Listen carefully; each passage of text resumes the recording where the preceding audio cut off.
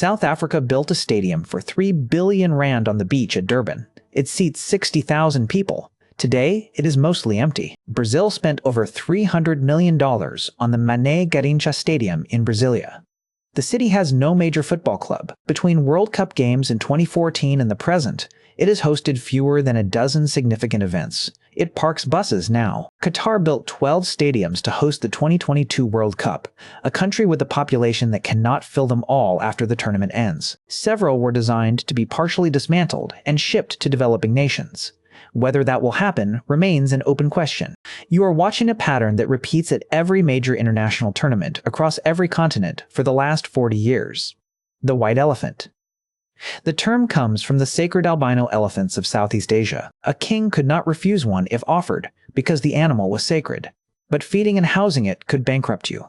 A white elephant was an asset so costly to maintain that it consumed everything around it. Economists have a different name for what happens to World Cup stadiums, the post-event use problem. It sounds technical. It is not. It is this. When you build a 60,000-seat stadium for a 3-week tournament, you need 60,000 people to fill it regularly for the next 30 years to justify the cost. Most cities do not have that. For a tournament to be viable, a host needs to meet FIFA's requirements, a minimum number of stadiums, each with specific capacities, particular facilities, and specific locations. These requirements were built for the world's largest football markets. Germany, Brazil, and the United States had most of what they needed. They built or renovated selectively. Countries bidding to impress, to project global prestige, to announce themselves on the world stage, build more than they need in places that do not need it, to a standard that the domestic game cannot sustain. The Durban Stadium sits in a city where its local club plays to crowds of 15,000. It was built to seat 4 times that. On a good weekend, those 60,000 seats are mostly full of air. This is not an accident. It is a deliberate trade-off that host governments make knowingly, and their electorates often support. The logic goes like this. The stadium is not just a stadium. It is infrastructure. Roads, hotels, and airports get upgraded around it. The country appears on television screens in 160 countries. Tourism rises, at least briefly. Investment follows attention. The problem is that the maths almost never works out.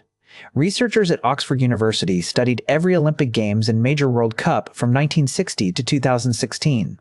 Their conclusion was consistent. Every single one ran over budget. The average cost overrun was 172%. For the Olympics, it was 213%. No major international tournament has ever been delivered on budget. The economic boost, when it comes, is temporary. Tourist spending during the tournament is real, but visitors displace regular domestic spending, and post-tournament there is often a drop in foreign visitors because the destination has temporarily been associated with construction chaos and inflated prices. What remains is the stadium, and the stadium needs maintenance whether it fills up or not. South Africa's Cape Town Stadium costs about 3 million rand every month to maintain, whether anyone is inside it or not. That is 36 million rand a year in operating costs for a building that earns a fraction of that. So why do countries keep bidding? Because the costs are paid by governments, and the benefits flow to specific stakeholders.